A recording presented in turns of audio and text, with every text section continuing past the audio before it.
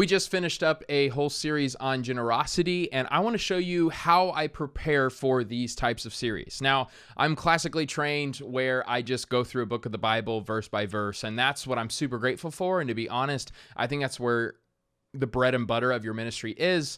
And so please I'm saying that outright, but we do have these sermon series, specifically these last 2 years going on to 2025, where we focused on 9 practices of Jesus. So we just finished our 6th one in August of 2024. We talked about generosity. And as we've been doing these series, I have realized it's very important for me to study like a lot before I actually preach on the topic. And not only study, but make sure I'm actually practicing these things. Some of these I already were doing, but I always try to push myself even further so I have stories, and also I'm living out the faith. I don't want to give you the sermons. I want to give you how to create these sermons. So here is kind of how I organize this on Notion. So in 2023, we went through Sabbath, Scripture, and Simplicity. And now in 2024, we've been talking about what does it mean to live life together. So we've gone through hospitality, peacemaking, and generosity. All of these practices have the same type of outline on Notion. So I will show you the generosity one because we just completed it. This has been about I studied this for about 4 months before preaching it. And so here, I just want to go line by line how I came up with these series, the kind of work I have to put in to make sure that we are, the best we can be when we create these series. So I always start with a working definition. We eventually wound up on the practice of generosity is living like disciples who trust the God of abundance by giving like stewards who tithe to God's kingdom. I've been trying to, each and every series now for the practices, come up with the definition that has all 4 weeks embedded in that definition. We haven't always been perfect at that, but we nailed it this time. So for kind of archive purposes, what I do on this toggle, the messages, now that it's done, you can see the PDF. This is my sermon notes, and here's the, obviously the sermon video, and I have it for all 4. So obviously in the prep process, you don't see this. This is just now that it's done. Cool. I have all of this complete. Group guides. Here are the 4 group guides I have. Now, major points. So here's where we begin to actually talk through my process. I read a lot of books. I obviously find the main texts where Jesus is preaching on this or whatever. Typically, because they've been practices of Jesus, we've been anchoring ourselves in the Gospels, at least just as the foundation.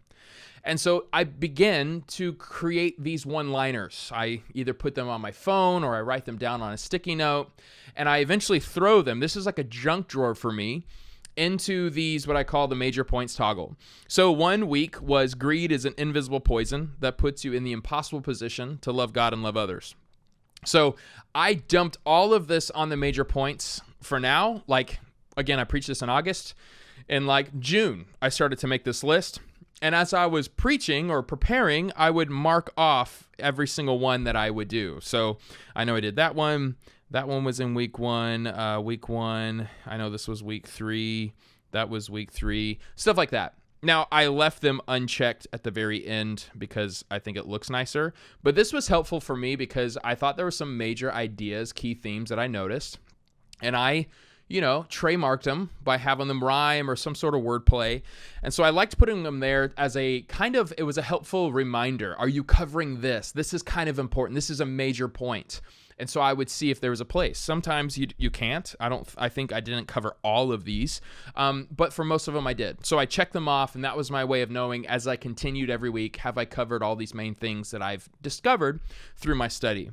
And that came to the next part. So as I was reading books, which we'll get to down at the bottom, I started to think through what is the series about? What are the major themes I'm coming up with? And that's when I came up with these 4 titles: disciples, not donors; abundance, not scarcity; stewards, not owners; tithing, not tipping. What's really important in the rough series outline is it doesn't look good. It's messy. It's kind of all over the place. It doesn't always make sense, and that's okay. I give myself permission for that. So this is just me throwing stuff against the wall. I make a rough series outline before I begin to preach. Now, the week of, or maybe 10 days before the first sermon, I go from a rough series outline to actually making its own page and really writing the sermon. But these rough series outlines helps me remember the different texts that are important for this topic. Maybe I can bring it in, maybe not. So I don't hold myself to these rough series outlines, but it helps me take all of these thoughts that I'm learning and just kind of put them into major themes. The next thing I do is these practices. So these are practice-based series. So we are constantly trying to think through what is the next step. So under each of these toggles is an example of a next step that we can do, that we can call people to. Some of them are like budgeting. Others are take a one next step and just blessing somebody at lunch. That's what these practices for. That's what the practices mean. Now, here's stuff that's been really helpful for me. I am a gatherer. In the Strengths Finder, my number one is input, and they say my dream job would be a librarian, and I think that's true. And so I'm just taking a bunch of sermons that I've heard and taking notes and putting them down. So Manny Orango, great guy, kind of like a friend. We Instagram each other, DMs, but I put all of his sermon notes in here as a helpful reference, and anytime I quote somebody, I make sure I give them credit.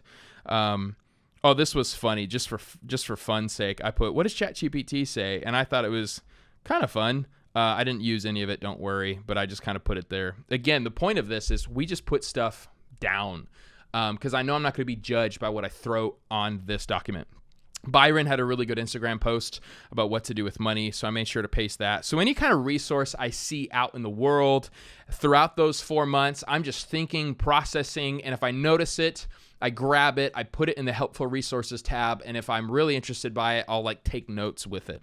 I think another hack I did was one sermon. It was so good, I just listened to it on a walk, and I thought, oh man, there was a lot there and too much to take notes.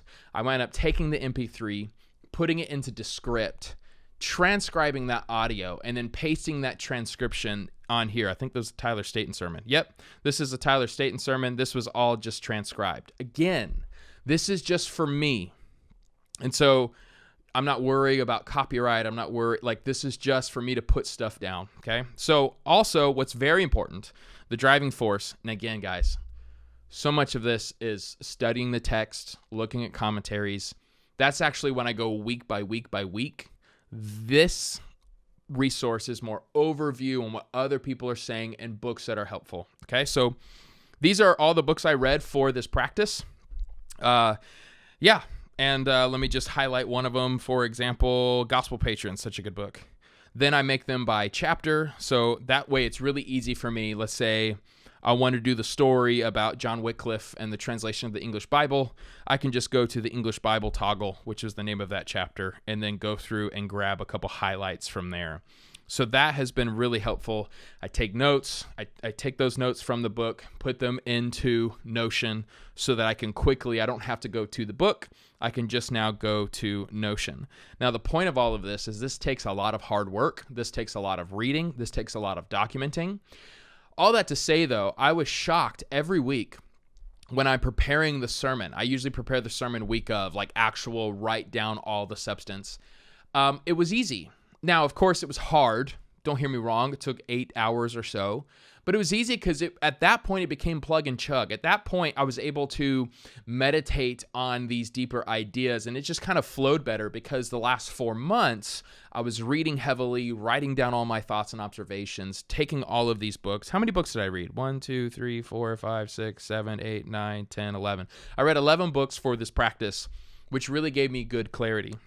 And then James Clear has a sequence where he talks about kind of identifying habit stacking, what would be a very easy thing to do, easy, moderate, hard, very hard. And so we've used that for a lot of the practices. So I always put this chart down here, and we were able to use it on week 3 and week 4. So I put those down as a sequence of practices. So some people in the room, you can just do the very easy things. So reflect on these principles that we took from Jason Mayfield and Richard Foster's book on budgeting. Not together, they both have separate books, and vice versa. So that's what we found to be really helpful. All that to say, we also create a Formed by Generosity booklet for people.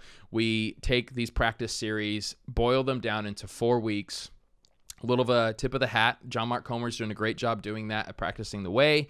You'll notice there are some, if you're into the Practicing the Way organization, which I'm very grateful for, there's some overlap, but like we did the generosity series before they came out with theirs. It's very important for me to do my own study.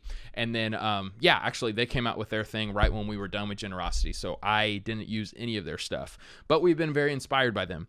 And so, Pastor Caleb puts these together, and this becomes a week-by-week guide for our people to wrestle through the topic. So now what's great is now that it's all done, I can just look back 2, 3, 5 years from now and just quickly look at what were the messages, the group guides, the major points, my rough series outline, the practices, helpful resources, the books, all of that, and again, the guide that we created.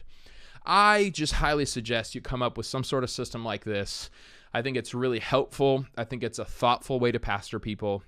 And again, I don't think I do these for like 3 series a year. Outside of that, it's just, faithfully going through a book of the Bible, and we're just reading commentaries, and it's a lot less organized. But when this becomes a topic like this, I want to make sure it's very thoughtful, and I brought a lot of different resources to the table. If you have any questions, let me know down below.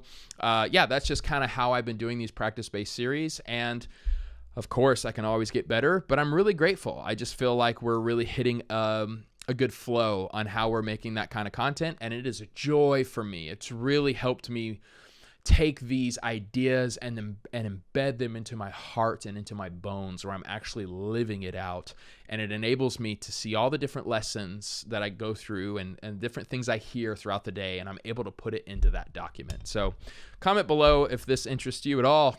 If you want me to keep making stuff about sermon prep, series prep, any other questions, I'd love to do a video based off of your question. Grace and peace. Thank you for watching today's video. This is the video I think you should watch. This is the video YouTube says you should watch.